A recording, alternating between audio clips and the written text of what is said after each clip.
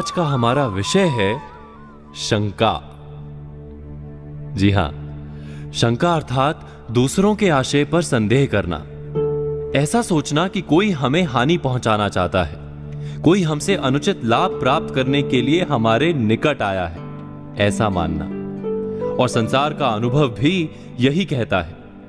प्रत्येक मनुष्य दूसरों से लाभ प्राप्त करने का प्रयास करता है, किंतु लाभ देना नहीं चाहता।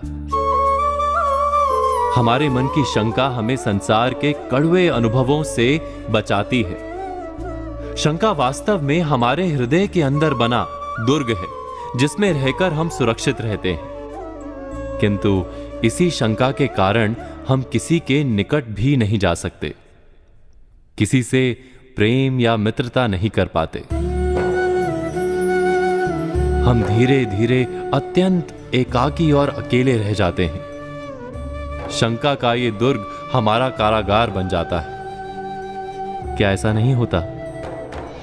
इस कारागार को तोड़ने का, इस बंधन से छूटने का उपाय क्या हो सकता है? यदि शंका का स्वरूप बहुत बड़ा हो जाए तो मन का रोग भी बन सकता है। अधिकतर मनोरोग वास्तव में शंका का ही परिणाम है। तो विचार करें कि शंका का जन्म कहां से होता है? अवश्य ही भय से। शंका हमारे भय का ही एक भयानक रूप है, ऐसा रूप जो हमें सत्य देखने से वंचित करता है। विचार कीजिए, क्या हमारा भय सदा ही वास्तविक होता है? क्या हमारे निकट आने वाला हर व्यक्ति वास्तव में हमें केवल हानि पहुंचाने का प्रयत्न करता है? इसका जवाब यदि सरलता से ना मिले तो स्वयं का मन टटोलिए। क्या हम सदा दूसरों को हानि पहुंचाने का प्रयत्न करते हैं? नहीं ना? तो दूसरे भी तो सच्ची मित्रता और सच्चा प्रेम दे ही सकते हैं। ये जानते हुए भी हम क्यों शंका के कारागार में फंसते चले जाते हैं?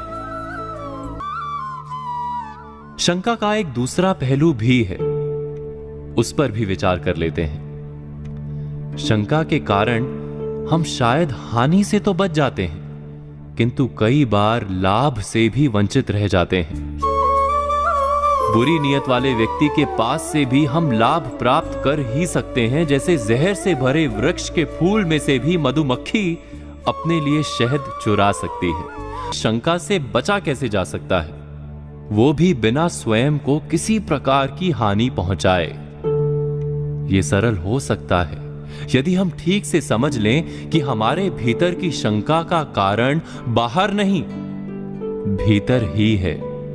वास्तव में भय ही शंका का कारण है, किंतु हम जानते हैं कि भय का तो कोई कारण ही नहीं।